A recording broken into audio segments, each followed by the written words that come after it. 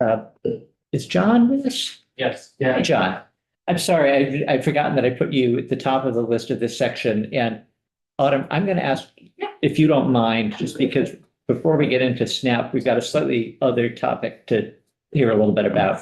So, great. yeah, tag team, yeah. Thank you. And what would you like me to keep my comments to today in terms of time? Well, we want to give you enough opportunity to say what you have to say. So, if you can introduce yourself, tell us why you're here, and then I'll cut you off if you're ready to. Perfect. Great. Thank you for having me today. My name is John Ramsey. I'm the executive director of the Center for Agricultural Economy. We're a nonprofit in Hardwick. We're based there, but our work extends statewide. And some of the things I wanted to focus on today was our work with over 150 farm and food businesses, how that's tied to our rural economy, and what the loss of federal funding is doing to the work that we're doing with them, and also talk a little bit about some specific grants that the center has had with the USDA, where those grants stand, and what some of the impacts could be if those funds do not come through. So first, to talk about the USDA Rural Business Development Program. That's a grant program that the USDA has had reliably year over year for many, many years. And it's a funding source that I think last fiscal year brought 1.3 million into the state and helped communities like Rockingham and St. Johnsbury, but also nonprofits like ourselves.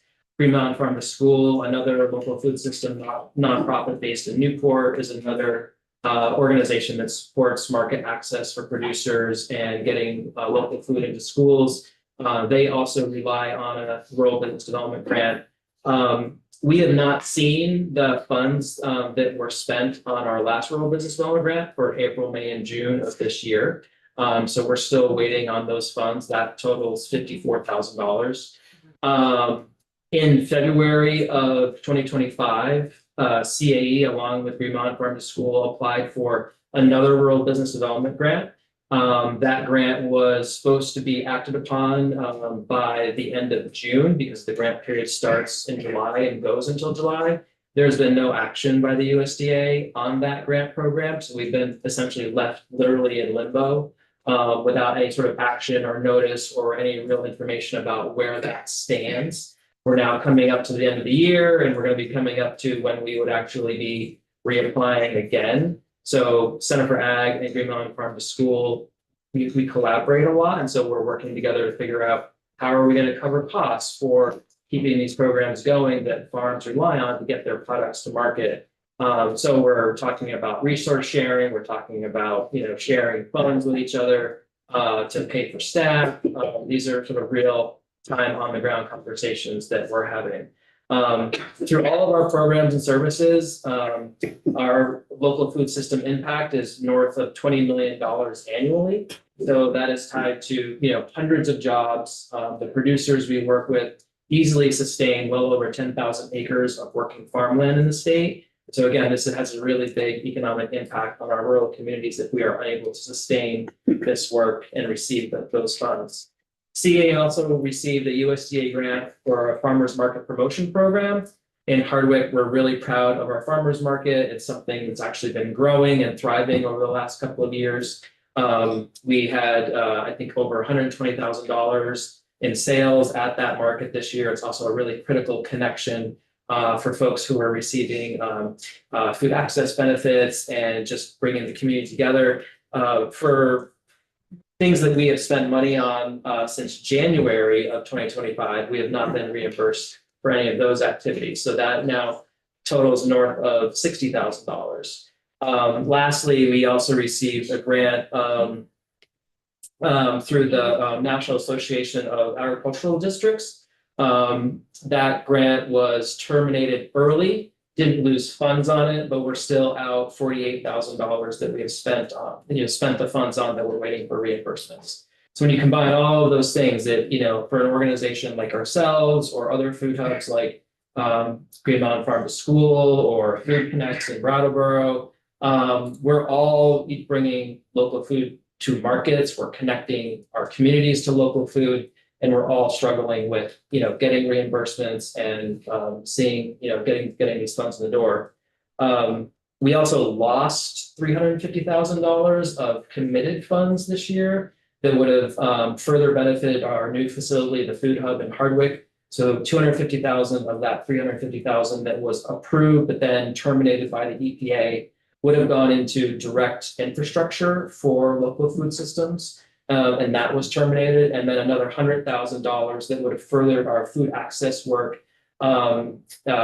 with communities like up in Holland and Barton and other places. $100,000 of those funds were terminated. So in total, we're pushing about $500,000 of total economic impact, and just in terms of either the grants we've lost or the grants that are still quote unquote alive, but we haven't received the funds for.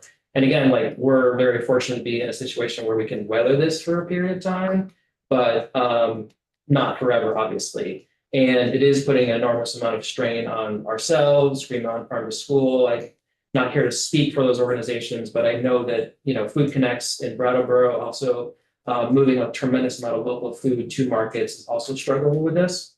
So I would just leave saying anything that we can do to bolster this funding, get reimbursable funds back in the door as quickly as possible.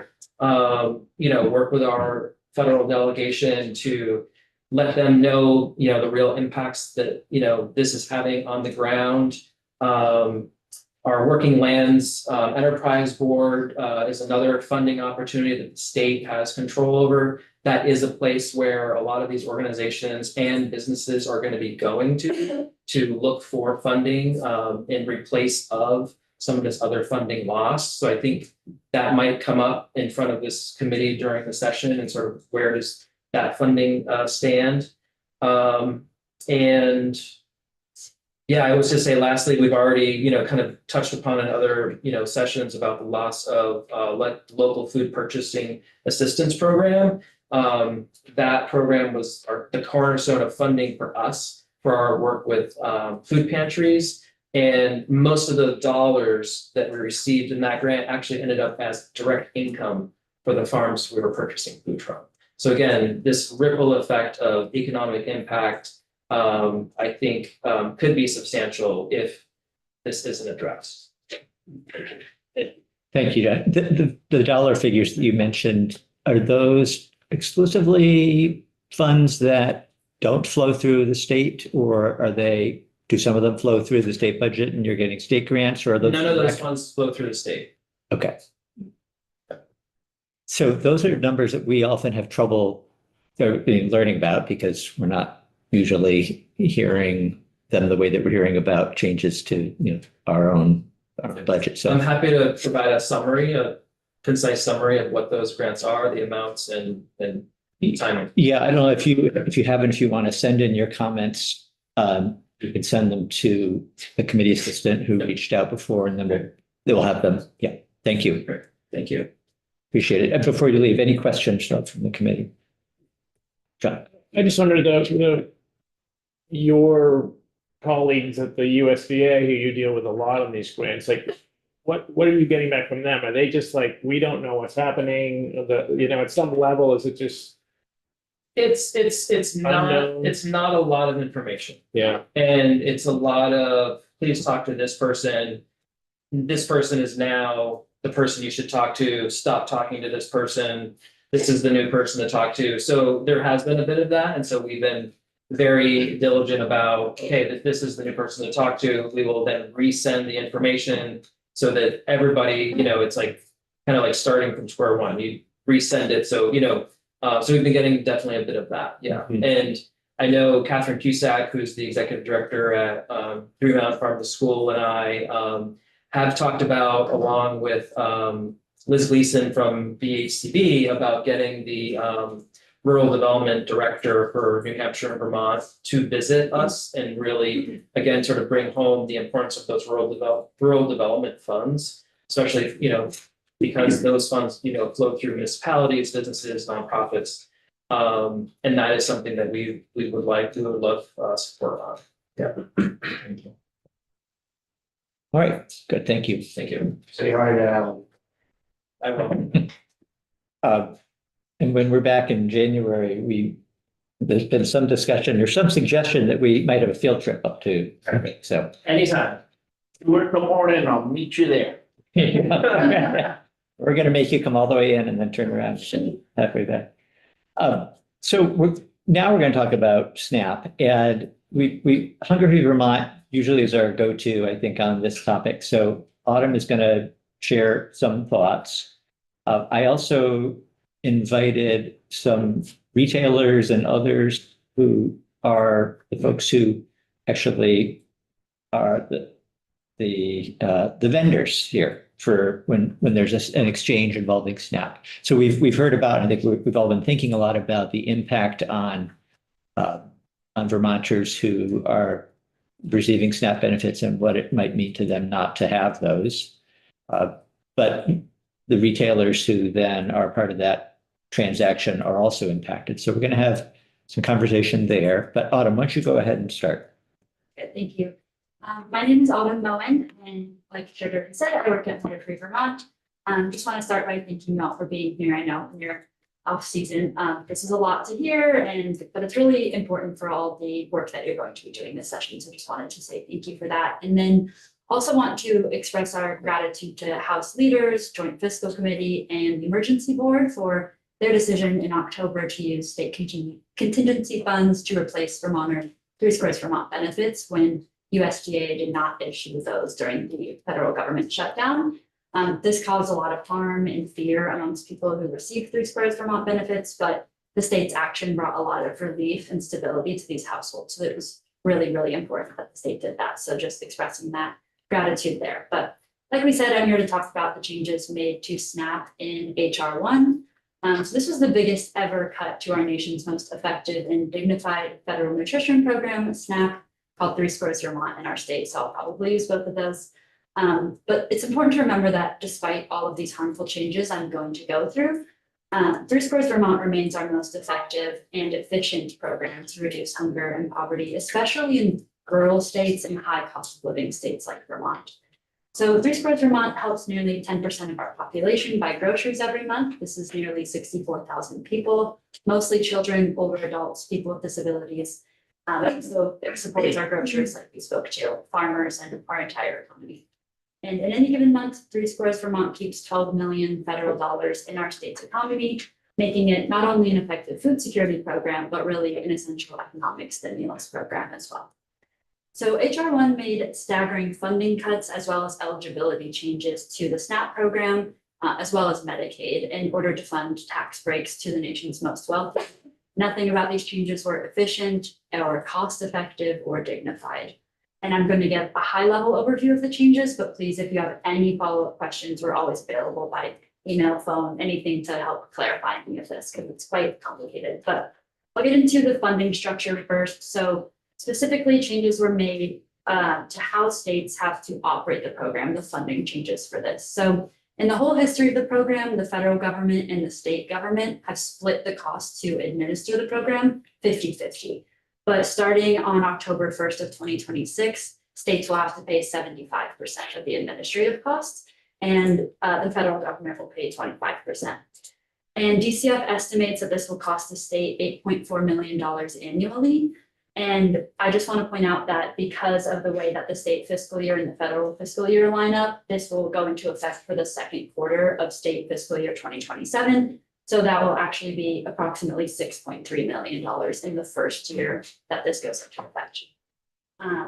So if I can answer any questions on that too, I know that's kind of confusing. So it's gonna cost the state $6.3 million more or Yes. total? More. More.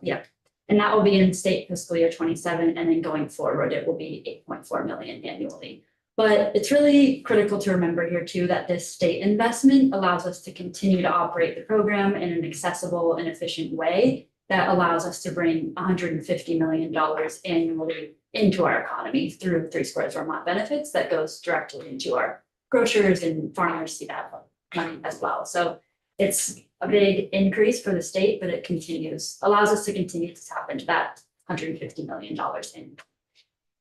And then additionally, there's potential change to the funding structure of the benefits themselves. So that's the funding that goes on to the EBT cards that folks use at grocers and farm stands and farmers markets. For the entire history of the program, the federal government has paid 100% of the benefit on EBT cards. This could change starting October 1st of 2027. The states could see an increase. They'll have to pay either 5 to 15% of monthly benefit costs. And this is dependent on a state's payment error rate. And right now, Vermont is below the threshold, which is 6%. So if states are under 6%, they don't have to pitch in for these benefit costs. Right now, Vermont is under that, which is really good. But in order to, stay under that 6%, you need to really invest in that administrative funding, because that's going to be incredibly important to make sure that our payment error rate stays low and we don't see an even higher cost of what the state has to pitch in to continue operating Three Squares Vermont as normal. So in addition to funding structure changes, HR1 made eligibility changes as well for the SNAP program, and these went into effect on October 1st of this year. So first, there were changes to how households report monthly utility costs, which imposed additional paperwork burdens on participants and also administrative burden on state workers. And this impacted 2,600 households in Vermont. There were also changes to existing work reporting rules called the time limited benefit work requirement, which requires that adults report 20 hours of work per week or prove that they need an exemption. And if they don't, then they can only receive 3 months of benefits over a 3-year period. So the new law expands who has to meet this complex paperwork requirement to a much larger group of folks. And DCF estimates that 4,400 households will be impacted by this change. However, thanks to action taken by the legislature last session, no one in Vermont is at risk of losing benefits because of this change until March of 2026. So we've got some buffer time there. And then there were also changes in eligibility for some non-citizen community members. So immigrants granted official humanitarian status, so refugees, asylees, and others lost eligibility entirely on October 1st. And this was 119 households in Vermont, totaling more than 360.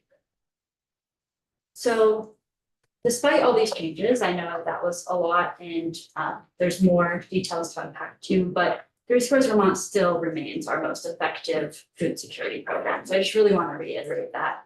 And this has been made even more clear in the last 2 weeks with the lapse in federal SNAP funding. Without Three Squares Vermont, many more Vermonters would have been facing really difficult decisions about how they're going to pay for their next, round of groceries, or whether they're going to be able to put gas in their car, like really tough decisions around basic needs. But because the state stepped up, they were able to have their grocery money on their EBT cards on last Friday, on the 7th. So just as state policymakers, I just want to lay out a few actions that we've thought of, kind of a 3-step plan that you all can consider as you're, looking for how you can bolster the Three Squares Vermont program here and ensure that as many people as possible continue to access the program, that it stays strong, and that it continues to be there for the tens of thousands of Vermonters who use it. So I'm going to go through these 3 steps quickly here. So the first is to maximize and leverage federal funding wherever possible. This is through funding SNAP administration at $6.3 million for the state fiscal year 2027 to continue to administer the Three Squares Vermont program. It's really essential to maximize that $150 million that continues to flow through our economy through Three Squares Vermont. And then in addition to this, we need to expand our benefits navigation and outreach work. So through utilizing available federal funding and then increasing state resources for this, we can strengthen the work of service providing organizations who do this in between and help folks access public benefits. And this is through outreach, training, application assistance, really to navigate some of those changes I mentioned earlier with work reporting requirements or utilities. Folks need some extra support in making sure that they can continue to get benefits. And so this is one way that we can do that. On to the next step would be providing concrete supports to the most vulnerable groups in Vermont, so that they can have a bare minimum of health and family stability if there's an unexpected cost or dip in their income. And so this would be through flexible funding that can be provided to community service organizations to be used for tangible and essential needs of people that they serve. So this might be gas cards so that people can drive to work and continue going to their job. Or it could be getting a grocery gift card to cover groceries for the end of the month, or paying a utility bill, things like that, these like essential basic needs. And then the last item on this list is to raise revenue. The highest earning 5% of Vermonters are set to receive a total federal tax cut of over $440 million per year, using funding pulled directly from SNAP and Medicaid, which are programs we all pay for with our federal tax dollars. But we know you all need resources to continue to provide the best outcomes for everyone living here. We know that no state can replace every single federal dollar lost, but we can really think creatively, innovatively, and continue to lead in designing policies that ensure the best outcomes for all of us living here. So throughout the 2026 session, we just urge you to keep focused on what Three Scores Vermont makes possible for all of us, not just the 63,000 people who use the program every month, but our farmers, our businesses, and our economy as a whole. Right, thank you, Autumn. Before you step aside, questions? Quick one. Is there any chance of applying any of the money back? Because the SNAP, I assume, was budgeted, every state, the federal government said, we're paying month by month, and all of a sudden they're like, no, we're not paying anything. And a lot of states stepped in, right? And Oh, so the money that the state put in, is there any chance that the federal government will reimburse that? Yeah. From what we've heard, no, they did not. But the good news is that this means that families who use Three Scores Vermont get an extra benefit for this month, which is already a huge food month. And we hear from our food bank partners, I'll let them speak later, but this is a huge food month with Thanksgiving and everything. And we've heard from, Three Scores participants all across the state, like how much this really meant to them. It's been really emotional for us to all hear, and we can share some of those words with you all too. Yeah, thank you, Chief. So it's essentially, the way I understand it, they got 150% of their monthly allowance. Yes. And as the governor said last night with Thanksgiving and Christmas coming up, he said, we can all say that's fine. Yeah, and I agreed, I haven't heard anyone disagree that they do.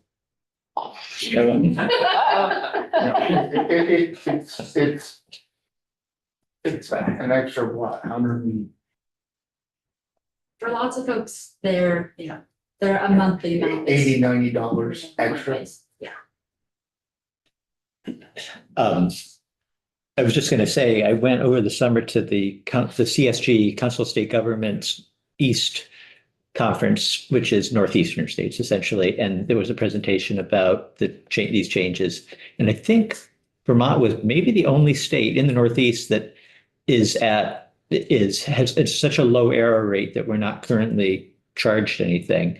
So I think we should be, acknowledging that the department is running things so efficiently, but also be aware of the risk of what would happen if our error rates were to increase, and why do some states have high error rates?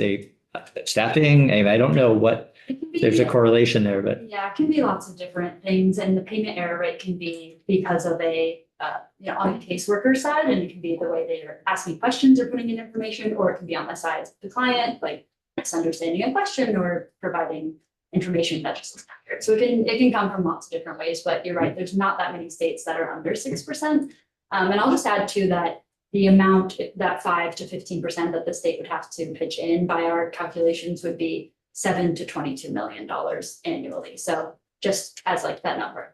Yeah. So much better to have that money go directly into benefits than Yes. paying a penalty. All right, thank you, Autumn. And I think we need to move along. So are you going to be staying? If we have questions later, okay. Well, Zev Wertz is here from Georgia. Yep. Georgia, Vermont, that is. And I understand that you own the Georgia market. Correct. So we're interested in hearing whatever you might have to tell us about being a grocer who handles SNAP benefits. Thank you, Chairman Durkee. Thank you, everyone. Actually, was it John that just left? Is it? Yeah. So I think really what I want to focus on is what he mentioned, which is the ripple effect. So as a retail grocer, when we look at reduction or loss of SNAP benefits, it's not just that loss of revenue where people are shopping with us, but that doesn't go far enough, right? So they're spending their money as well, their income. So we're not just seeing a reduction in just those benefits. It's everything else they're spending in the store at the same time.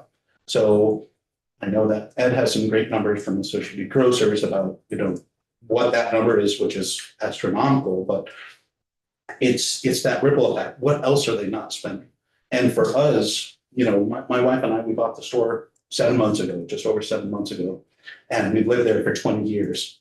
And it was important for us to be really a center for our community and to really be activists for our community. And since taking over, we've added 120 local vendors. 90+% of all of our beef is within 15 miles of our store. We've gotten rid of a lot of commercial product, local. Anyone who does something local, we bring it into the store. We have an entire area in the store dedicated to that. Thank you. And but what that means is when we don't have those benefits, that is affecting people buying those local products. That means our local farmers aren't getting the revenue. We also, when we took over the store, had 31 employees. We have over 54 employees and we plan on continuing to grow.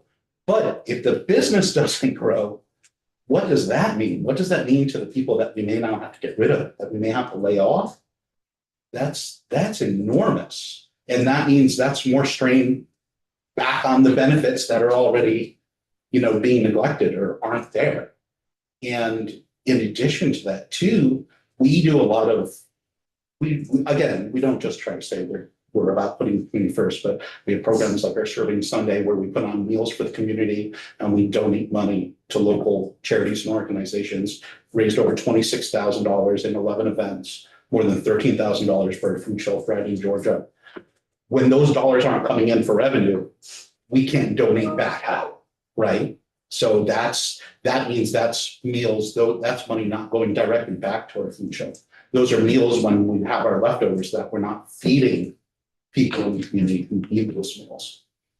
And lastly, the other thing that we don't consider too is when people are desperate, they do things that they know they probably shouldn't do, like stealing, retail theft.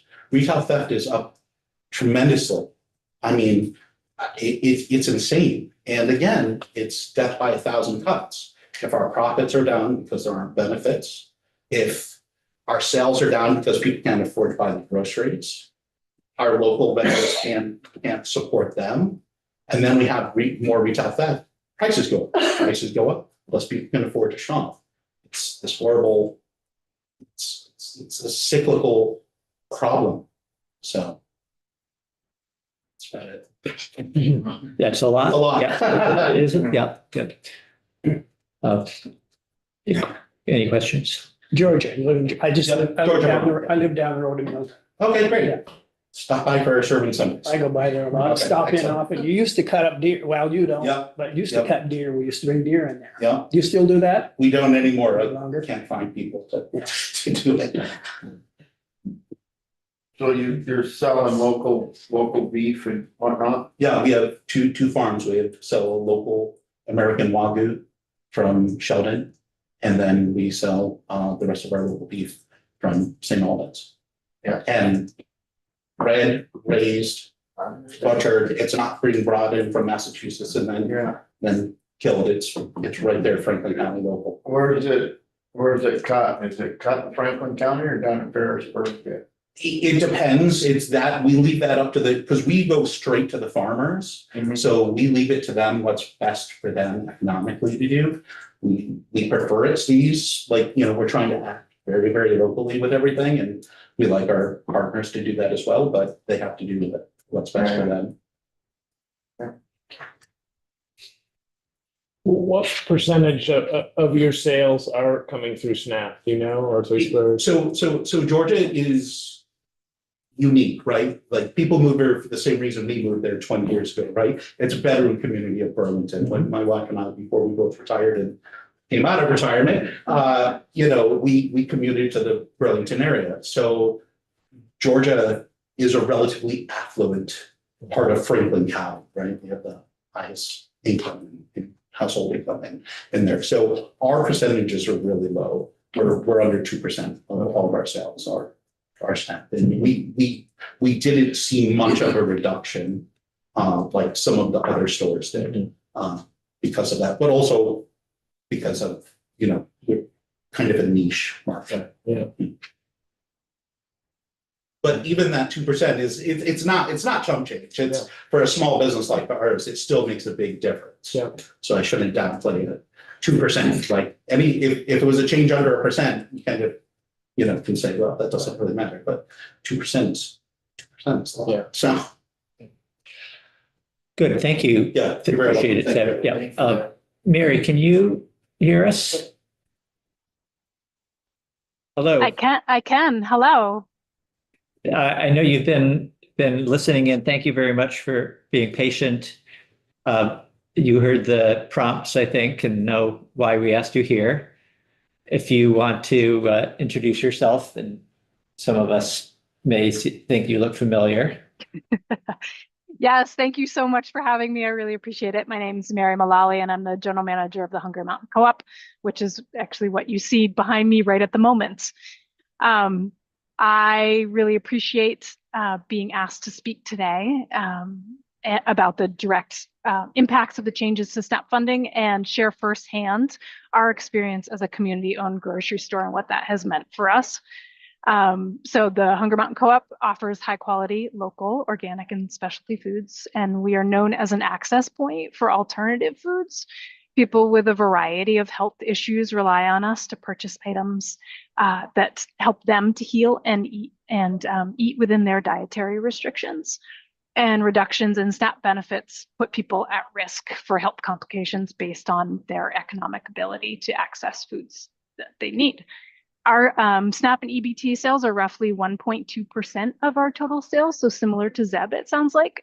And this may sound like a small percentage, but in an industry where a net income of 1.2% is considered good, the sudden loss of such sales could have an impact on our bottom line and mean the difference between making money and not.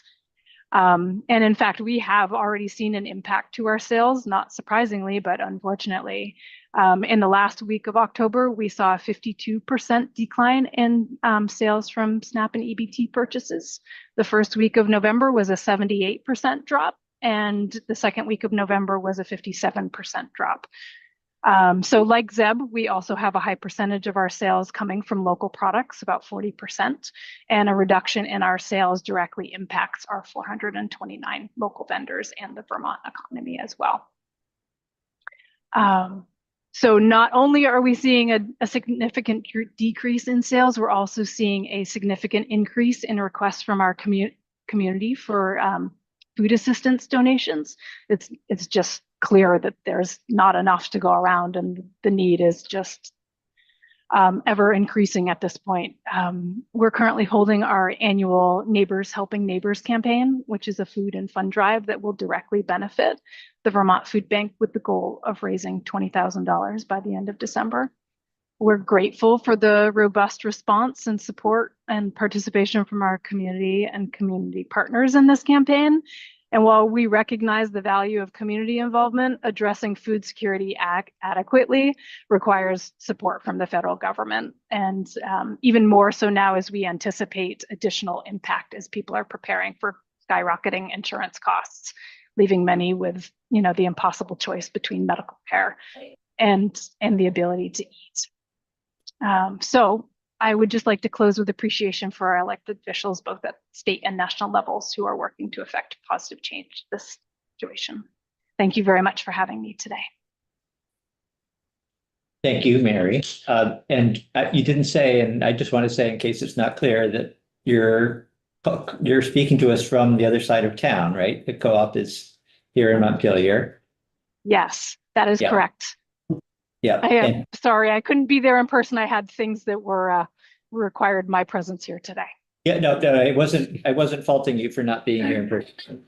Just wanted to call it out. Call out that you were a Montpelier. Yes, right here in Montpelier. Great. Anybody have any questions? And it was interesting that you began noticing some fall off even in October. Yes, I think people were preparing, probably pulling back Hmm. because of the uncertainty. Yep. One thing that we noticed that our food shelf partners reminded us of was that October was a 5-week month. So that means that the same monthly benefit needs to stretch 5 weeks instead of 4. So a lot of them saw an uptick in October because people's benefits ran out.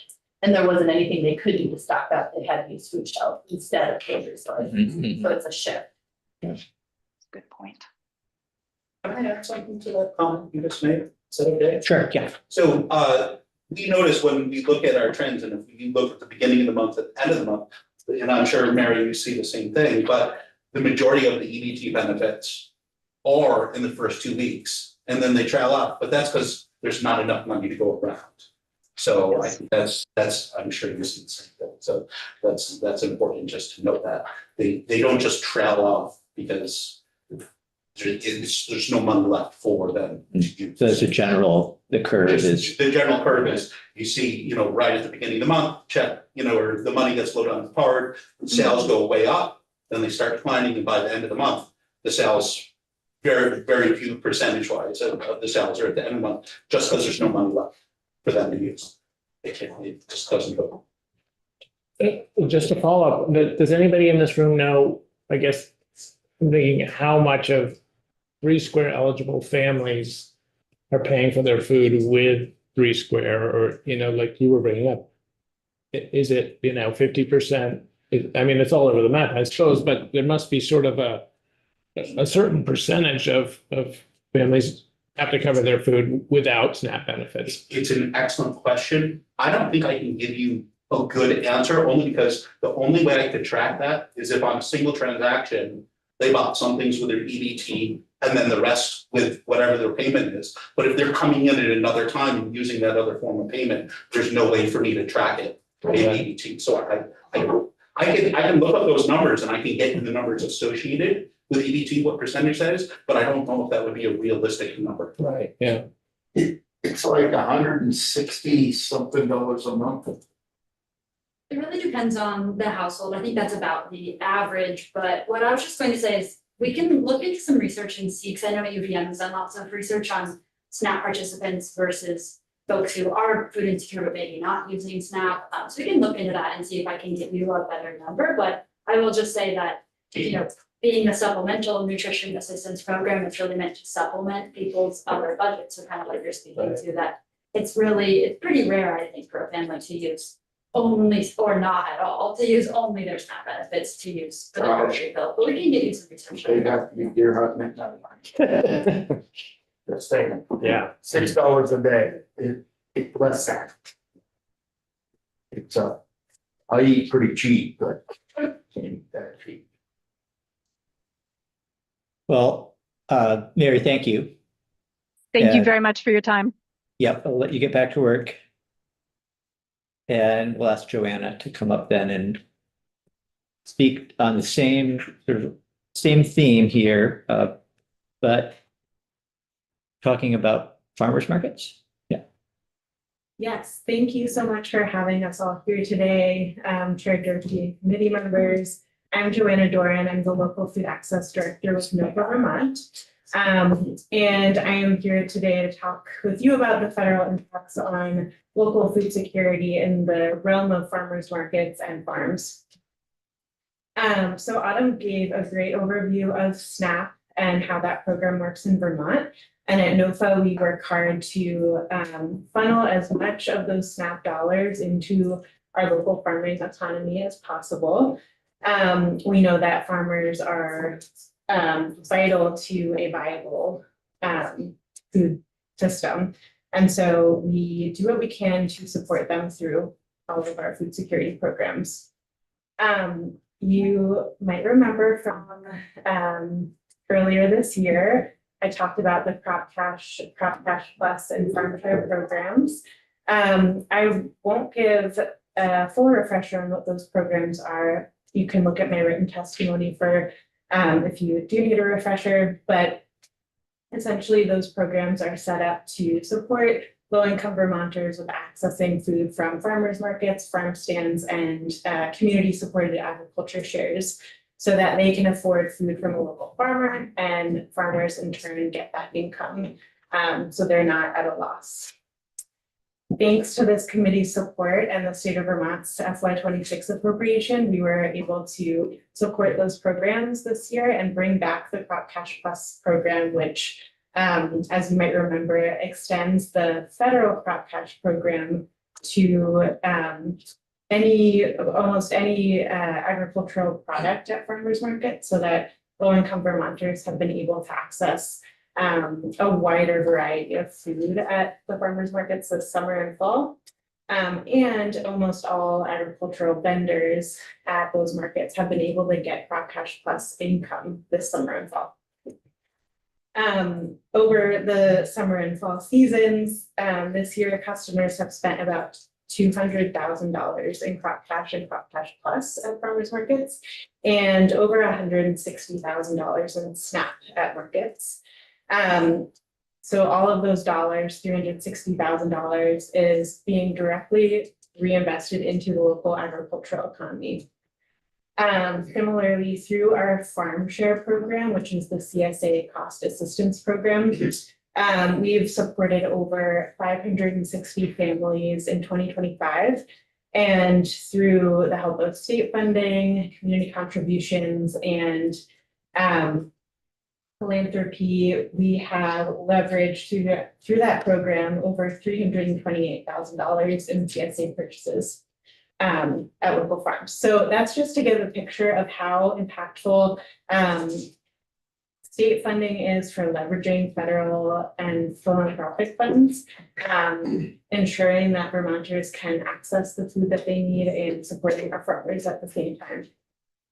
So now I'll talk a little bit about the impacts of the delay of November benefits and the changes in SNAP benefits that Autumn outlined in HR 1. So you've heard already the ripple effect of what that will do when folks don't have the money that they have budgeted to spend on food. We've seen immediate impacts such as some farmers markets that were open the first weekend of November before the state funded SNAP benefits went out. Farmers market managers shared that that was a rough day. SNAP customers were coming early, spending the bare minimum, really rationing out their if they had any EBT funds left on their card, rationing that out and buying cheaper food. Sherry on Zoom is going to tell how the Brattleboro market experienced those first couple weekends in November, and the impact that the shutdown and the delay in November benefits had on customers. And we're also hearing from Farm Share participants that were planning to spend SNAP dollars to buy their portion of their CSA share, that they are, asking to back out of the program. They can't afford the food anymore. And of course, we're working with them to try to fill in the gaps and see if we can support them more. And a lot of farmers are doing the same, but it just shows how difficult, especially this time of year, is for making decisions between affording food for your family, affording heat costs, rent, and of course, the drastically increasing healthcare costs. And as you know, if a CSA customer backs out because they can't pay for a share, that means a loss of income for our Vermont farmers. And then, as you've also heard that this afternoon, changes made to SNAP in HR 1 reduce the benefit amount or exclude folks entirely from the SNAP program. So even beyond the impacts of the federal government shutdown, more Vermonters are going to be struggling to put food on their tables and often hitting the most vulnerable community members the hardest. And I just want to flag for you that yesterday at the Joint Fiscal Committee hearing, USCRI, ECDC, and the VAA testified about the impacts on immigrants and refugees in this country and how changes to SNAP and other programs will impact them or already are impacting them. So I want to take a moment to just say how NOFA has been pivoting and using state funding that we received in FY26 to support folks in this difficult time. We felt it was important that because we have funding for Crop Cash Plus, that we would make sure that benefit continued, even when folks weren't didn't have money on their SNAP in their SNAP accounts yet. So especially in that first week of November, we were able to say that anyone who came to a farmer's market could get a flat $20 of Crop Cash Plus, even if they didn't have any SNAP benefits. That really helped folks get through that first week, have money to spend at the market. And as I've been saying, that's also income that's continuing to flow to farmers during that interim period. And that's part of painting this picture that the state of Vermont has shown that it's investing in local food security. And we know that these programs, Crop Cash Plus, Farm Share, and other programs you're hearing about today are more critical than ever in helping to meet the needs of low-income Vermonters amidst uncertainty, helping sustain income to Vermont farmers, and Vermont has been a leader in that. So I will preview the fact that NOFA will be requesting $500,000 in ongoing funding for Crop Cash Plus and Farm Share in the FY27 budget. And we look forward to sharing more about the impact that the FY26 allocation has had in the coming months. So again, I just want to thank you for your support of these programs, and I'm excited to share how we've been able to use them to help fill in the gaps during really challenging times. I know that we're going to have to continue working together to do that, to get the best possible outcomes for Vermonters and Vermont farmers. So I'm hoping that Sherry can go next to paint the picture of Brattleboro, but I will answer any questions before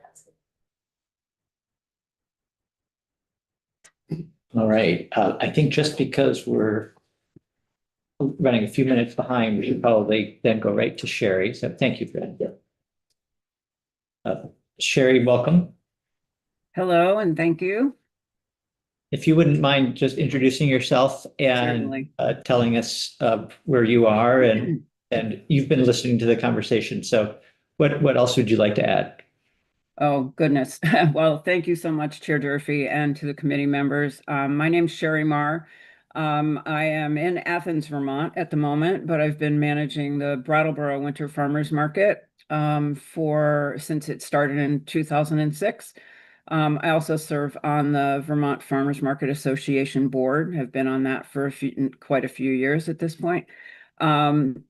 And I am very happy to share with you today some of the impacts that our market community has experienced during this uncertainty because of the disruption to SNAP and Three Squares benefits. As Joanna mentioned, our market season was set to begin on November 1st. It was opening our 20th season. And that's the day that SNAP benefit would typically be deposited into the recipient's accounts. As you might remember, there was a lot of uncertainty, and there were at least 2 court cases pending with regards to all of that. But by the day before, it was pretty clear to us that we would possibly be seeing very few, if any, SNAP customers, because even though the state of Vermont did a wonderful thing in approving benefits to be delivered to them, they weren't going to be there by the 1st of the month. We began to scramble as a market organization along with our nonprofit sponsor, because we felt it was really critical to try and fill that gap. We started a fundraising campaign right away. calculated what we expected it might cost to fill that gap on that day, and began running with that campaign. So thus, we had a new market match that we were calling the SNAP Gap that day.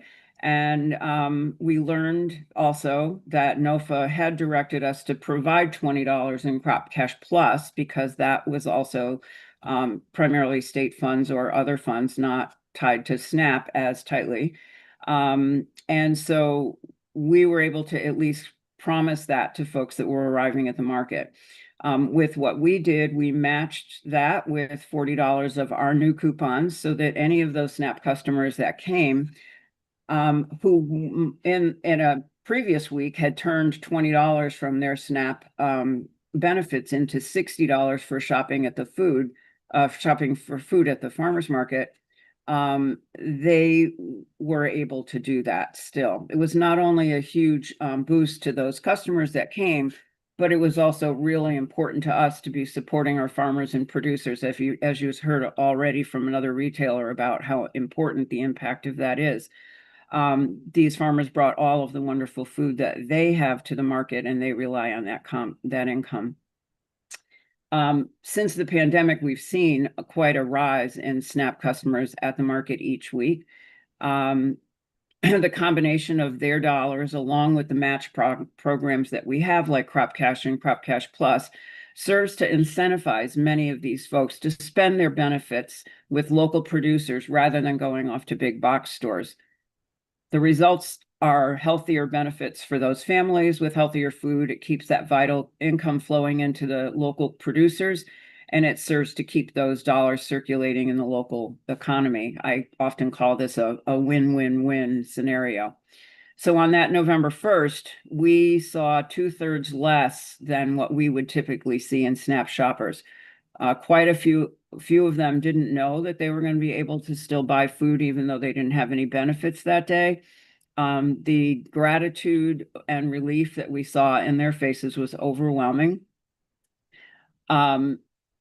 Surprisingly, there were a number of them who did still have $20 remaining on their cards. And I just want to comment on that, because relative to something that you were just hearing from the fellow from the Georgia market, I think at the farmers market, we see how important that is to them, and they budget. The folks who are shopping at farmers markets will budget their benefits out in a way to be sure that when that last week of the month comes, they still have $10 or $20 that they can go to the market, and they can multiply that with these incentives. Anyway, we had hugs and tears of gratitude. We had folks who had come with some of their own cash because they didn't know that they would be able to get some assistance at the market. And they were so overwhelmed with gratitude that they then turned around and used some of that cash as a donation to the fundraising that we had just begun. And were able to go and shop as they had been at the week before at the Outdoor Summer Farmers Market. While the major alarms that were suddenly blaring because of that shutdown are mostly behind us now, we all know that the food security crisis isn't. And in addition to the changes that are coming in SNAP, I also expect that there are many folks across the state who rely on the ACA for their health coverage and are going to suddenly find themselves in the camp of food insecure, even though they won't necessarily qualify for SNAP benefits. I know that from past experience, when somebody's budget is squeezed beyond capacity, money for food is usually one of the first things that they feel that they can cut back on and sacrifice. And with that down goes their health, and up goes the costs of Medicare care for them. These folks may very well be some of the likely next wave of folks that we'll see in what we're calling the SNAP gap. They don't qualify for food benefits, but they may not have enough money for food, in addition to those folks who are having benefits cut or are losing benefits. So we'll be continuing our fundraising efforts because that's just who we are and what we do. But we are really grateful to the state of Vermont and hope that the state can also make policy choices that can ensure everyone in Vermont can access the food that they need, supporting the $500,000 in ongoing funds for the Crop Cash Plus and the Farm Share programs in fiscal year 2027 state budget is an integral piece of this puzzle. Thank you so much for hearing our story. All right, thank you, Sherry. Does the indoor winter farmers market in Brattleboro every week? Every Saturday, November through March. So we're the only regional market in that corner of the state that is open. The only month is April down here in the southeastern corner where there is no farmers market. All right, thank you. And I Thank think you. we're gonna turn now. We also invited the folks in the food bank to come in and provide your thoughts. So John, welcome back. Thank you. Thank you. Good to see the committee again. I'm John Sales, CEO of the Vermont Food Bank. I live here in Montpelier. I'm not going to repeat anything others have said. They all said it very well, and I agree with it all. So what I will talk about a little bit, just so that you understand some of the details, is what just happened. Again, we are very grateful to the governor and the emergency board and the legislature for supporting Vermonters in this hard time. Couldn't agree more that a little extra over this holiday season is a welcome thing and nothing to, nothing to hover over. So with the federal government reopened now and SNAP benefits loaded onto EBT cards, it's good news. It's time for celebration. As Autumn said, there are still a lot of changes to the Three Squares Vermont program that are going to be problematic for people. We're not out of the woods here. And we need to remember that it wasn't necessary ever to not pay SNAP benefits. And so, I'm hoping that going forward, we don't find ourselves in this situation again. So what happened, the process, I'll go through it quickly. The emergency board on November 29th approved the 2 weeks of SNAP benefits. The emergency board, just for folks who might not know who's on that. The emergency board is the governor and the chairs of the money committees, quote unquote, in the House and the Senate. Yep. So, and they have the authority to make just budgetary decisions, but when the legislature is out of session. We've given them that authority. Yes, Yeah. you have given them that authority. So on the 29th, they approved 2 weeks of Three Squares Vermont benefits using state dollars, not federal dollars. And they also approved $250,000 to the Vermont Food Bank to try and get extra food out in our food shelves in the community until that half month of benefits could be loaded onto cards. So as the state said, it was going to be probably until November 7th, and it turned out to be November 7th when those benefits actually got loaded. So there was a little over a week in between there. The $250,000 in state funding was intended to be distributed and spent on food within days to make sure that there was something for folks filling that gap. So the food bank, we knew about this maybe a couple days before and had some conversations with Department of Children and Families and created a formula to distribute that fund based on some factors, including the population in the different counties, what are the poverty rates, what are the SNAP eligibility levels, and the number of individuals served in different areas, so that we could try and have some equity to make sure that we're at least to some extent getting the money where it needed to go and getting the food where it needed to go. So within each county, and this was all 14 counties, the money was directed to a subset of partners, of food shelf partners. We wanted to make sure that those partners could respond within 1 day to make purchasing decisions. So they had the capacity to do that, and they could acquire the food quickly. Just go out and purchase food right in their community. We're open regularly so that they would be open during this week and served we looked at the places where the need was the greatest, so the numbers of people in the highest need. And then making sure we were filling all the geographic gaps so that there was a distribution around the state so that most people could find a place. The funds were allocated, I said, in every county, and it was 56 out of 136 food shelves that are partners of the Vermont Food Bank Network. The state had a requirement, these funds could be solely used for food, and we had to give we had to have our partners agree to that beforehand, before we could distribute the dollars. So by November 31st, and 2 days later, the food bank it's kind of an all hands on deck effort. We called all 56 of those, we got verbal,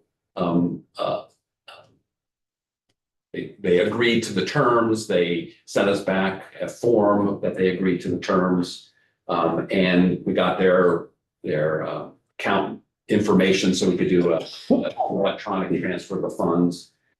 So by November 31st, by that Friday, all $250,000 had been distributed to those 56 food shelves, and they went out and were able to purchase food and get it, have it on the shelves for our partners. We're really proud of the work that they did. The food bank, I say this a lot, we cannot do this work alone. It is a symbiotic relationship with all of our partners in the community. And since then, because of some very generous donors to the food bank who are responding to this crisis, we were able to take another $150,000 of philanthropic money, and that is currently being distributed to the food shelves that did not get some of the state dollars, to make sure that, because everyone got hit, right? And I mean, there's no place in the state that SNAP gap didn't appear. And so we want to make sure that all of our partners are getting some extra support during this time. What we have also seen is in our direct distribution program, Veggie Van Go, which we've talked about. In the first Veggie Van Go's that we've held in November, during that gap, we saw in some places a really dramatic increase in the number of people showing up. For instance, in Rutland, at the Rutland Regional Medical Center, there was almost a doubling of the number of people that showed up. At the Academy Elementary School, it was a 27% increase in the number of people. We did see a couple where it was not much of an increase or even a little decrease, and that happens seasonally and month to month. But overall, our average distribution in the beginning of November compared to a 4-year average was about 45% higher. And our partners are reporting more people coming in. Overall, our expectation, and you've heard this, is based on our experience in the food bank and other disasters, both natural and man-made, that this event is going to have a tail. The people whose income was disrupted by not getting SNAP benefits are, spending down other reserves that they may have, as small as they may be, and it takes a long time to build that back up. So we expect to see this increase in demand continue on probably through the winter. And we have really, since the last couple of years, 2 or 3 years, we've seen this slow, steady increase in demand. This was another bump up, and we expect that trend probably to continue until really the macroeconomic conditions change. And there's less uncertainty about what the federal government's going to do or not do. That's going to cause hardship. I mean, we've heard about the things that are still coming down the pike that are going to cause financial hardship. So we expect to continue to see increases in need. I wanted to if we still have a few minutes, turn it over to Carrie and let her do another little piece of this. Yeah, we're running very behind, I will say. But, please, come on up, Carrie. And it's nobody's fault but mine that we're running behind. So. Hi, I'm Carrie Staler. I work for Vermont Food Bank. Thanks for having me back. Just to briefly follow up on a couple of points that John just made. In the written testimony I submitted that you can all look at, I linked to a study that Dr. Meredith Niles from UVM shared with you last January. That tells you exactly what John was just talking about the experiences of people who have food insecurity or experience financial disruptions. All of that is still true, and it's even more true because of the past few weeks. So I encourage you to go take a peek at that to remind yourself what that says, but it's really helpful to see data around what the experiences of food insecure households are when they have financial disruptions like this. And then to speak to your question about how much people get every month, it varies wildly, but I shared a story with the House Human Services Committee a few weeks ago, and I'll just briefly share it here. There's a community member who allowed me to share her story with the legislature because she's been a SNAP recipient for a long time. She's an adult who's living with disabilities. She recently, about a year ago, found out she also has brain cancer and cannot work even part-time, which is what she was trying to work back to. Last year in 2024, she got $38 per month as a non-working Social Security disability individual household. Part of that is because she receives other benefits. She lives in, subsidized housing. She gets LIHEAP, right? All of those things impact how much you're eligible to receive each month. This year, because she moved and had other things change, she receives just $24 a month. And during this month, she only had $12 to work with the first week of the month. So I think that is a really good example of how people are really spinning all plates to make their life work together, and how hard it is to maintain adequate nutrition in a lot of situations for people. So I'm gonna skip ahead a little bit in my testimony. I just want to highlight for you a couple of more recent federal changes that this committee should be aware of. In the early fall, the USDA canceled the Household Food Security Report. That is the report that we have all relied on nationally for years to tell us how many people in our states are experiencing food insecurity based on a standardized set of questions from the USDA. They are no longer measuring that. We do not have a way to measure that in our state without the USDA. So we don't know. We don't have 2024's data, and we don't know for 2025 that study is not going to be done. I think that is going to create a huge challenge for all of us who are working towards a food secure Vermont, because in many ways, we are at the end of the tail that the dog wags, right? When things change, the food bank sees those dramatic changes, but we don't always know why.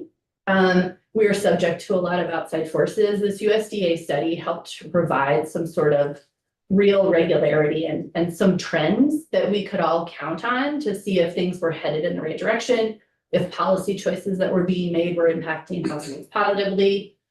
So I share that to encourage you to consider what other ways the legislature in the state of Vermont may be able to create a data collection function that would help all of us better understand what is going on in our communities. And I would encourage you to talk to Dr. Niles about it. She's actually our state expert in food security data collection, so may be a good partner in that effort with this. The other, I was going to call it a highlight. It's a low light. The other update I have for you is the Commodity Supplemental Food Program, which we've talked to you about before. The food bank operates as a food box program for older adults. The eligibility was folks who make 130% of the federal poverty level. At the end of the Biden administration, they raised that to 150% of the federal poverty level. And then several months later, a few months into the Trump administration, the USDA reduced Vermont's caseload. So now more people are eligible, but we have a smaller allowance of food boxes each month that we are allowed to hand out. So the food bank has had to create a wait list for folks. The eligibility change, the food box number change went from about 1,624, so 1,624 per month to 1,522 per month, about 100 people. We had to really restrict who was able to receive those. We were operating in a space that was a little bit more flexible for folks. We know it's sometimes difficult for older adults to show up in the space where those boxes are delivered in or near their community each month at, you know, whatever time they show up. And we have now had to enact a requirement that when people miss 2 months in a row, they are no longer eligible for the program. And if they would like to reapply, they are put on the wait list. We have over 300 people on the wait list at this point, and have asked the USDA for the next fiscal year, when they adjust those numbers again, to give an allowance to Vermont so we can add people back. What happens with this program is it essentially creates a downward spiral where our caseload shrinks and shrinks and shrinks. And we are hopeful that that is not what will happen. And our partner at Dale, who helps us manage this program, has requested an increase, and we'll see what happens with that. But right now, that's 300 people who would have been able to otherwise receive the food box each month. What's in that food box? Is that like the commodities? Commodity box, yep. Yeah, Yep, cheese. whole variety of food. Yep, cheese, often there's some kind of starch, rice or Yeah, pasta. yeah, There's yeah. often juice, canned fruits, canned vegetables. Well, you realize we don't have an abundance of that stacked up anywhere in the country because we're just exporting it everywhere because no one's pissed off at the tariffs. Excuse me. Would you like to take over? I have a rant today. Sorry, Chair. I feel like I often bring those on, sorry. I was gonna, no, I was gonna say something I won't, but I will let John say something. I was just wondering, those are boxes with real food, right? Is there ever an option if we had budget for it to essentially buy a certain percentage? You know, if we said to the federal government, you're giving us 1,000 of these boxes, can we buy 250 more, 300 more if we had that many? That is a great question. I don't know that I have the answer to that question. Most USDA programs do not have a purchasing option when it's Yeah. commodity food, but not that you're aware of. No, not that I'm aware of either. No. He's already stolen it from us, John. Yeah, and that is, I'm that in is food. favor of giving it to people that need it. That food comes to us for free from the federal government and Right. is subject to their ordering processes. So it would be doing something like Crop Cash, right, where there's a parallel state version of that program. Right, yeah. Yeah, I'm all for solutions if you wanna put the money up for them. The last update I have, the last two updates, I just wanna give you a quick Vermonters Feeding Vermonters update. We were recently able to work out all the kinks and sign our contract with the Agency of Ag, Food and Markets. Abby Willard was very helpful in that process. It was a new process for us, so it had a little bit of process to have worked out. We have requested reimbursement for $200,000 of the $500,000 of that for purchases made over the summer. And all of those purchases, because the $500,000 was not enough to fund the whole program, all of those purchases are direct purchases that we as an organization make with large scale farms. It does not help to fund the grant program portion of that or the farm share portion of that. And it was very helpful in providing critical locally grown food to food shelves over the summer. And I don't have the data collected on that yet, but I will soon hopefully have that information ready to share with you in January or February about the impact of that. Portion of it, we'll still be spending the rest when we show up in the winter. And I do want to preview for you that we will be here in January requesting a budget adjustment allocation for 1.5 million for the rest of the Vermonters Feeding Vermonters funding. We feel that having that funding available would have helped with the flexibility that John was talking about in that urgent moment. It would have, in combination with the other funding that we asked for that this committee supported last year for ready response money in emergencies, manufactured emergencies, flood emergencies, drought emergencies, pick emergency. Having that funding would have made food boxes available in many of our partners that could have been drawn on, and it would not have been a 48-hour scramble to get dollars out as quickly as possible. We would have been prepared and ready for something to happen. So we'll be back to talk about all of that for FY27, but the urgent thing will be the budget adjustment request that will come to this committee first thing. Thank you so much for your time. Thank you, Carrie. And I think I was going to acknowledge the 48-hour scramble. It sounds impressive how that was turned around with everybody's cooperation in a short time.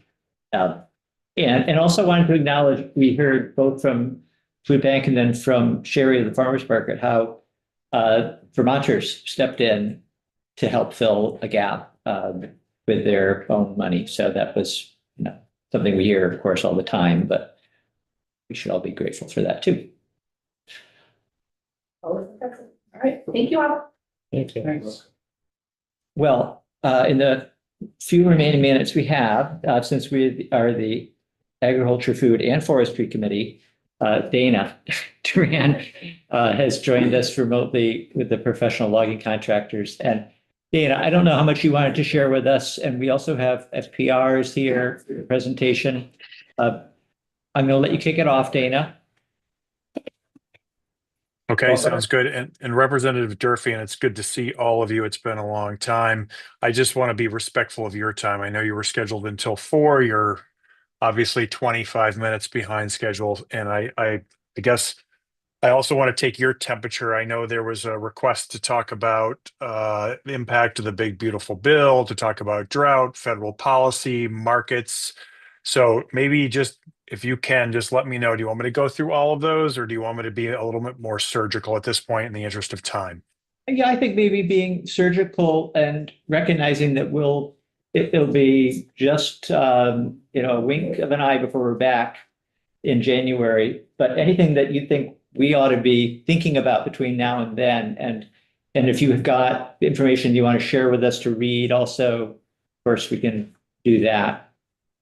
Okay, that sounds good. Well, I will skip over the big, beautiful bill. I can provide the committee with just a summary of how it benefits the logging community and let you read that.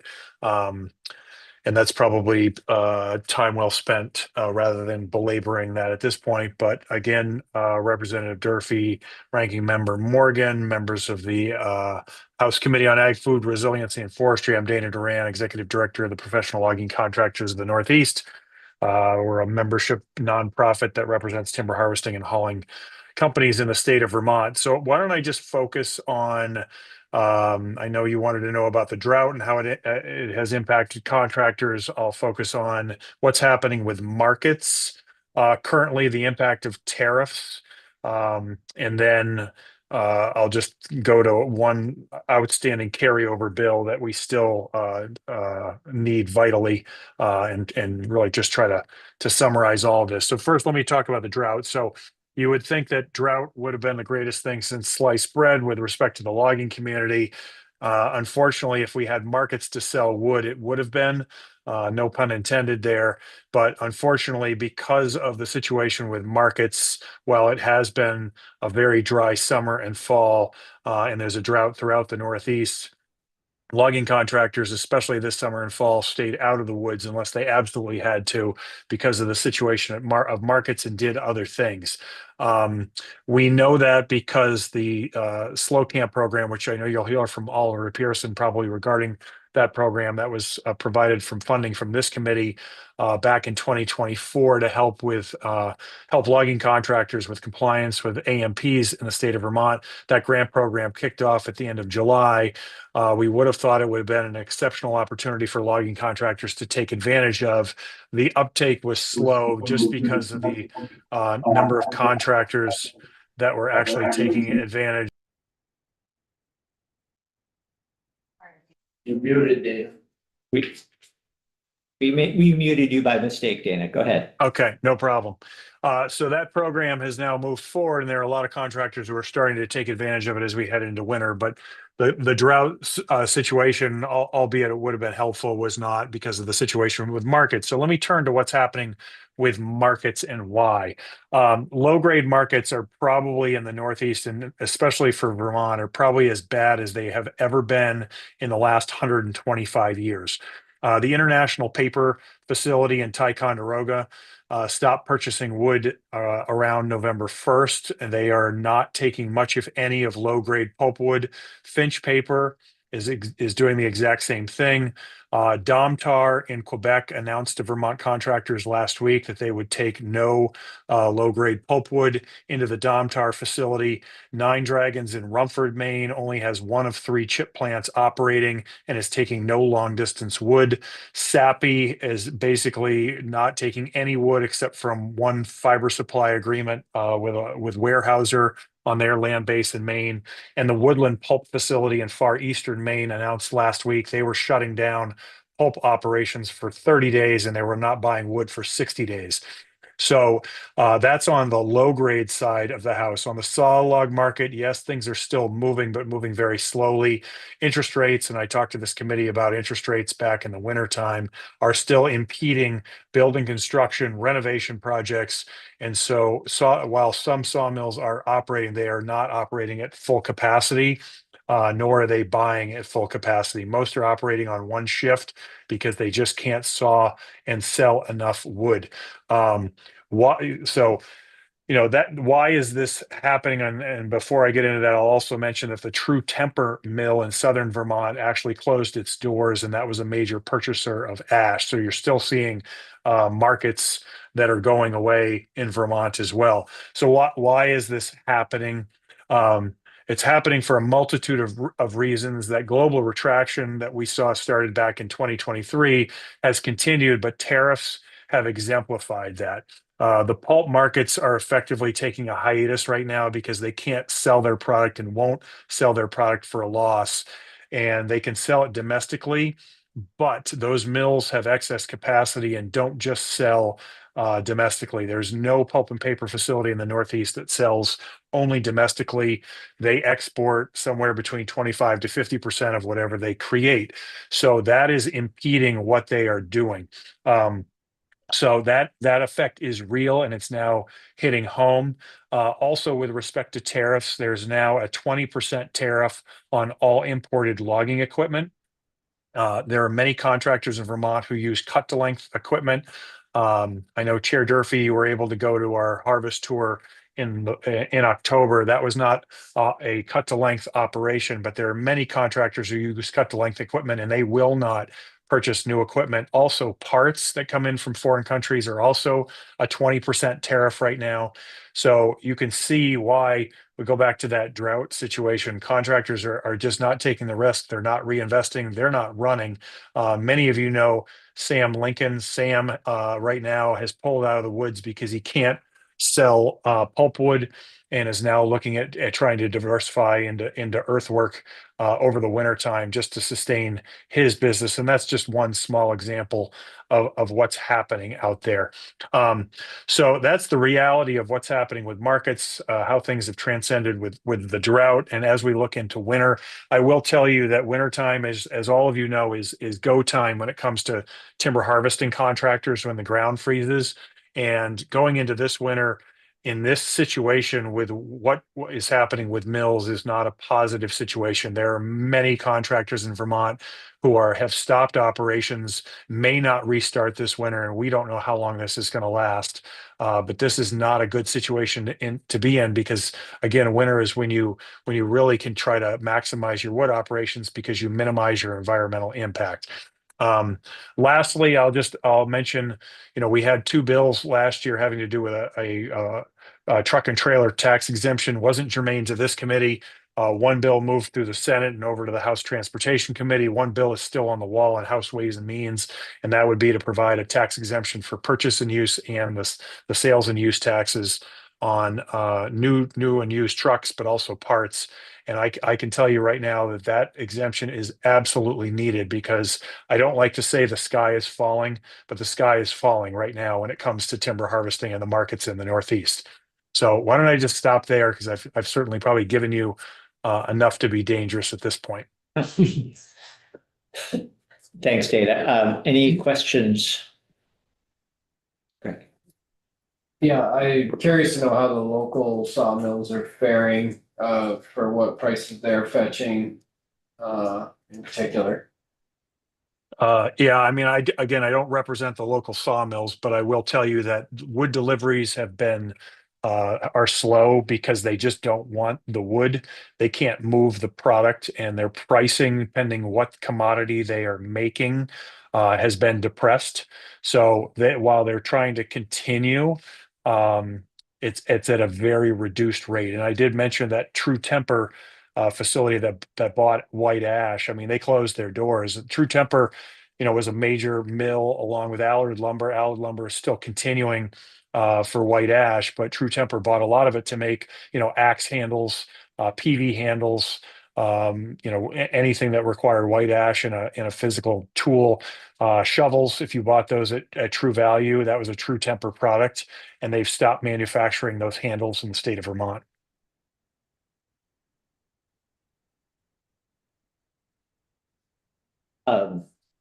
Yeah, I did reach out to the Forest Products Association to ask if they wanted to come in, and they weren't able to. So we'll have to check in with them in January. One question. Dana, what's your forecast on the higher value timber, the good pine, the good hardwoods and stuff? Is there gonna be any market for that stuff? And I realize that's a small percentage of what someone harvests when they go into a log job. I just wonder if that market's still viable out there, or is that?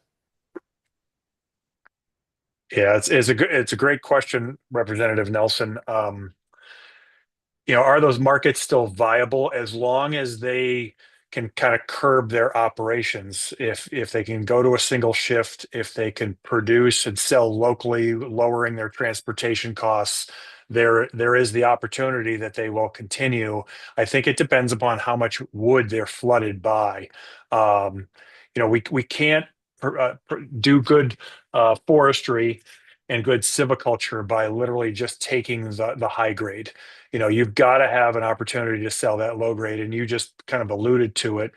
And simple percentages in any harvest, you have about 60% low grade, that's pulpwood or biomass, and 40% is your high grade.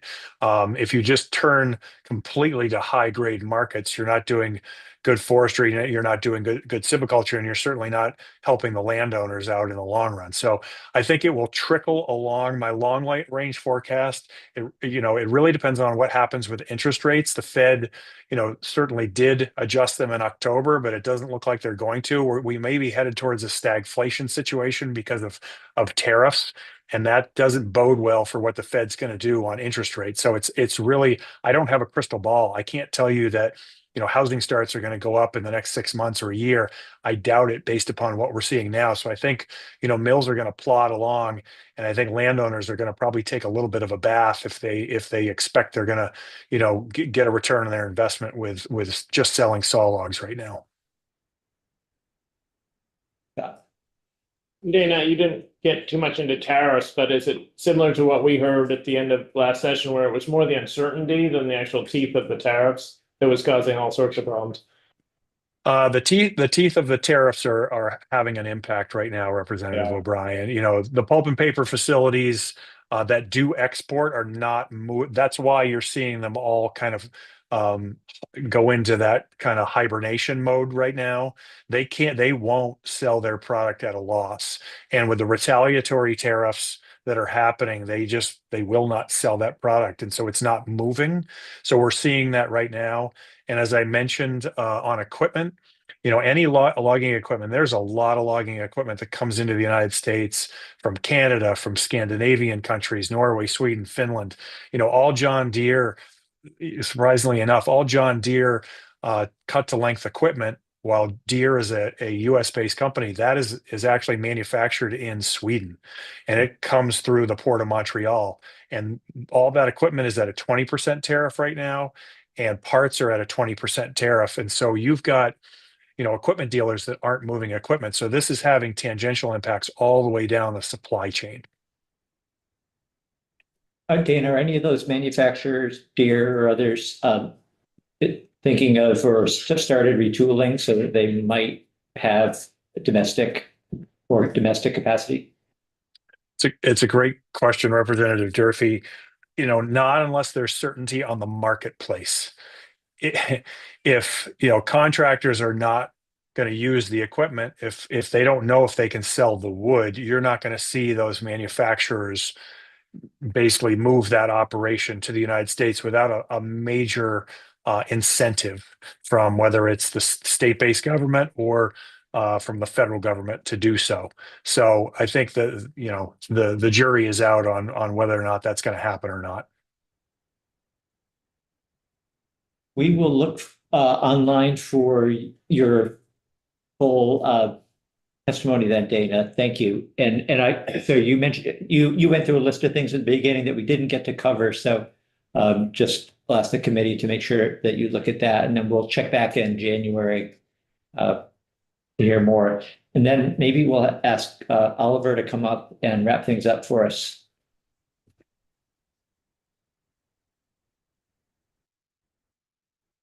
You need like a stretch? I think I'm gonna not even allow that, yeah, because if we stand up, we might not sit down for a while, and then but thanks for being patient with the timing here, and thanks for coming in, and as you know that we're already a little bit late, so. Yeah, I'll be brief. I only have 4 slides, so get through this quickly.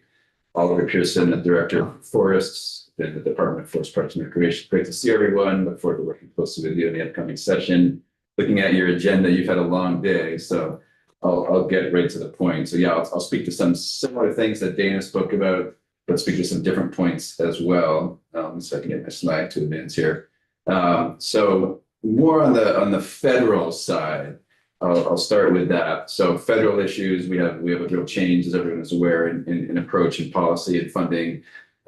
So the Department of Forest, Parks and Recreation works very closely with the USDA Forest Service, and about 1/3 of our budget is from federal sources, largely the US Forest Service. And since the inauguration, it's just been a very different environment in DC. So what does that mean?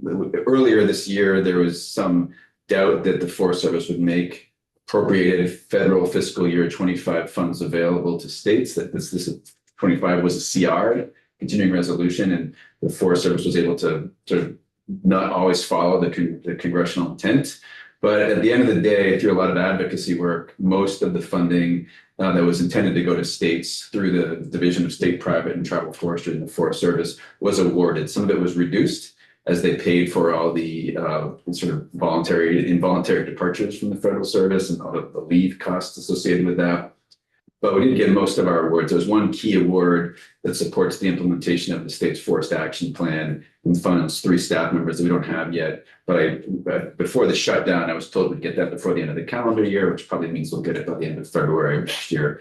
So, you know, not the end of the year. I think we can carry those costs until that award is hopefully executed. For 26, funding is really up in the air. So the president's budget zeroed out U.S. Forest Service support to states, which was a real change of 40 years of the Forest Service had operated with states, working in partnership with states through the under the Cooperative Forestry Act and through the State, Private, and Tribal Forestry part of the Forest Service.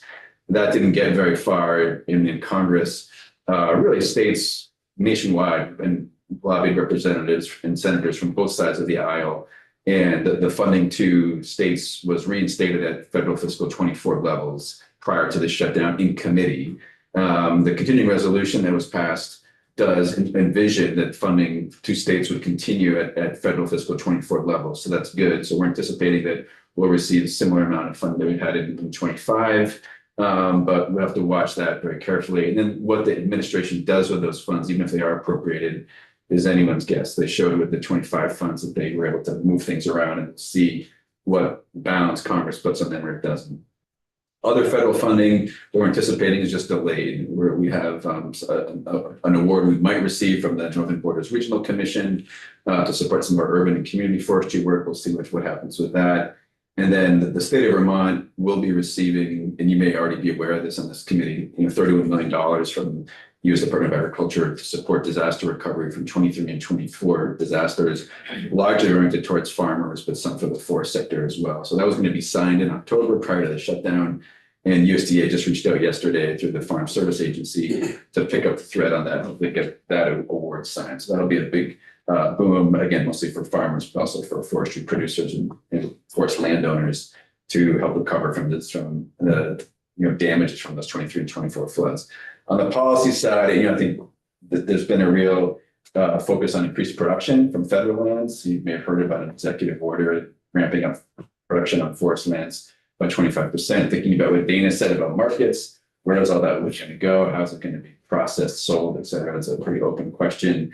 But what we've been focused on is the Fix Our Forests Act, which is bipartisan legislation to speed up how forests are managed at the federal level, was voted out of committee, and Senator Welch ended up supporting that bill, which the National Association of State Foresters, including NPR, supported. So that's a positive step. Not so positive, the USDA is reorganizing, and other than the Green Mountain National Forest and other national forests, would pull all Forest Service staff out of the Northeast. Currently, there's Forest Service staff at 3 regional offices that work really closely with states. They would all be moved to one of 5 USDA hubs, which are really across sort of the central band of the US, none in the Northeast, or to Georgia. And so we have some concerns about that type of consolidation, because we really benefit from having Forest Service colleagues as close as New Hampshire that we work closely with on things like forest stewardship, forest health, et cetera. So we formally expressed our concerns about that consolidation. And then really interestingly, there's legislation that allows Forest Service to partner with states to manage federal lands, called Good Neighbor Authority. And the current chief of the Forest Service really wants to ramp that up, and is asking states directly to take on management of parts of the federal lands. And some states are doing that already, mostly out west, like Idaho and Montana. But so the Green Mountain National Forest has approached Vermont Forest Parks and Rec with the possibility of our staff taking on timber sales on federal lands, which we haven't done before. So that'd be a real change. I think that's largely being done because the current vision of the chief is that the states should take a greater role in managing federal lands, and they've also lost a lot of staff. And so I think it's pragmatic as well. We don't have the capacity to do that today, so that's not something that we'll do easily. Just moving on into just some quick thoughts on markets. I won't spend a lot of time on this because Dana really covered this very well. I knew Dana was coming to come, so I didn't focus too much on the low grade side because Dana's the expert there. Some of what we're hearing from the actors in the forest economy that we're working with is that a lot of experts, some of what you're asking Representative Nelson, had been really slow because of trade wars and tariffs, but they have picked up a bit lately. Some of the wood that used to go to China is going to Vietnam as a workaround. But Vietnam has limited milling capacity, and it's hard to set up new mills quickly. So they're only interested in a few kind of hot species, ash, some of the hard maple, oak. And then, we've really lost direct access to the Chinese market. We used to send a lot of hardwoods, and there's some concern that that'll outlive the tariffs. Exports to Europe are slow. Europe overbought in advance of potential tariffs. There's not a lot of demand there. And then sort of the last point on this slide, steel and aluminum import tariffs have impacted all levels of the supply chain, increasing costs and reducing availability for parts and equipment. And that really echoes what Dana said. They're bringing logs from New Zealand and Chile all the way into the US. Yep.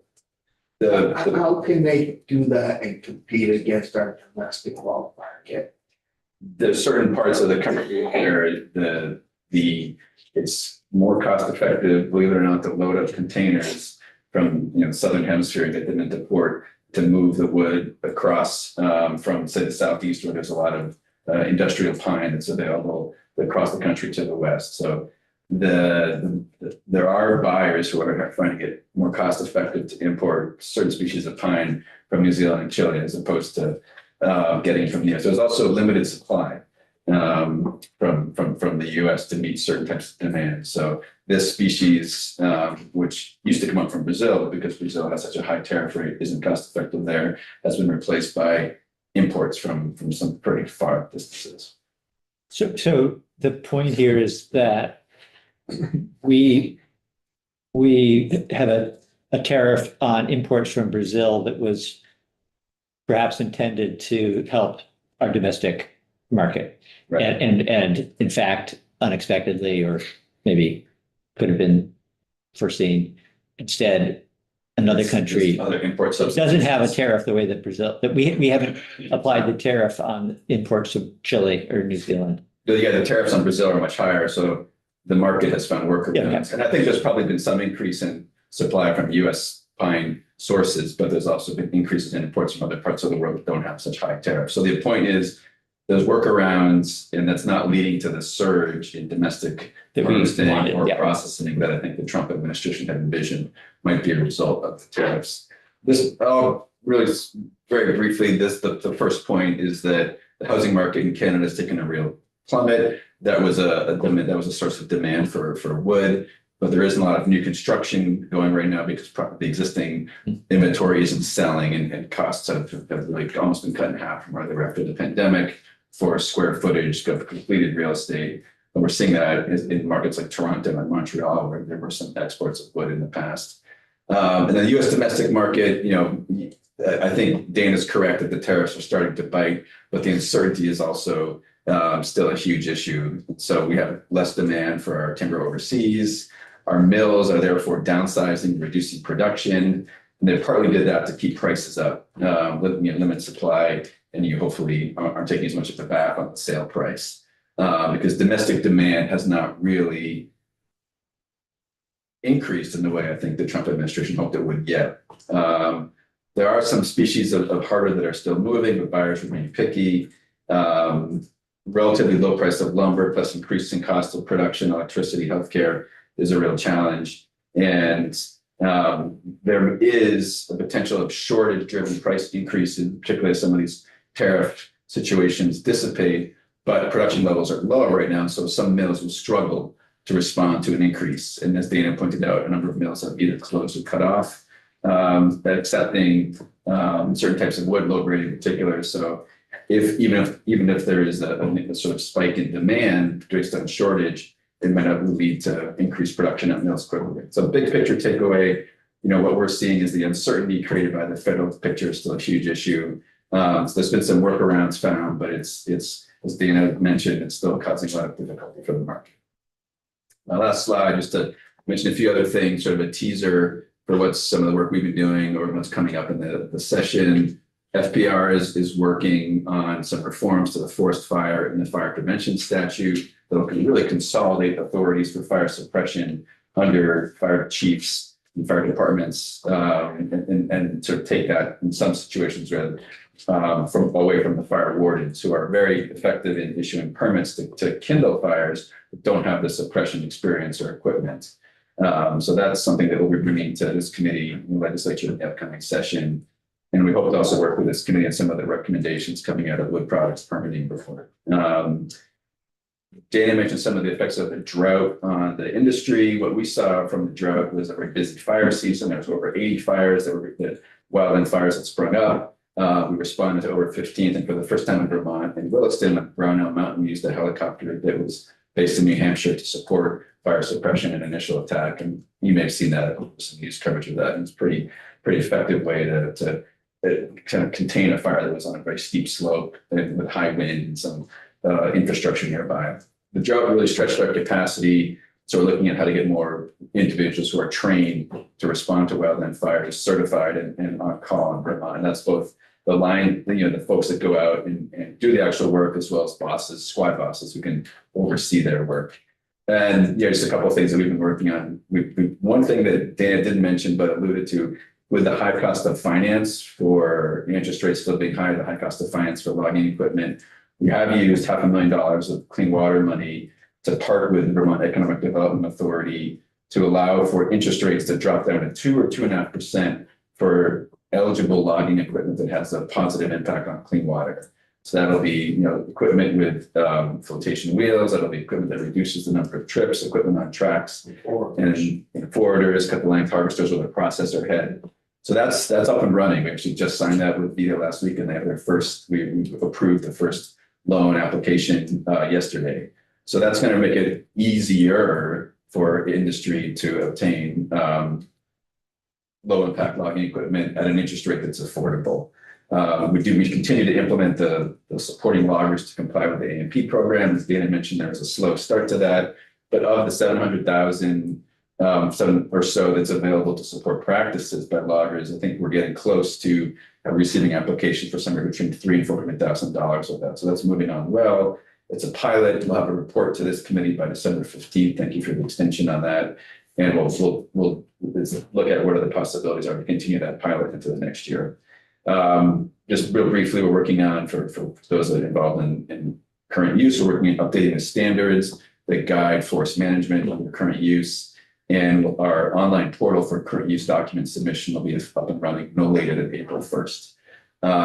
We have a planner. You've heard us come in here and say that only 1/3 of our state lands have actual active long-range management plans. We brought on board a second planner. Well, we're really our first focused planner, and she is working on 4 different plans right now. So we're trying to increase the pace of forests and management units that have complete plans. I understood there was some interest in this committee about our wood warms initiative, so I have a lot of detail on that, but maybe I'll save that, Chair, and for a future date. But suffice to say, we're really committed to getting wood from state lands timber sales and then offering that free of charge to wood banks, make it available to provide wood at free of cost to low-income Vermonters. And then we're going to engage in rulemaking on updating our primitive camping rule, hoping that to both ICAR and LCAR next year. So stop there. Happy to take any questions. Crammed a lot into a short time. Yeah, I think we can, when we're back in January, we can have you in to tell us more about woodworms for, yeah, among other things. But yeah, that's something we can. Appreciate all of that. A lot to think about. And if we've got questions, we can reach out to you all in the meantime. And then get an update again when we're back in January. But if any questions while we're all still here? I want to thank the committee for dropping what you were doing in your daily lives and making time to come in. I think it's been helpful. And before you all leave, the Farm Bureau left some handouts here, and I think there's 3 of them. So I will pass them around this way. How do we fill out a compensation? And I will try and answer that. What do you mean? What do you mean compensation? I think we're all set. That was just great.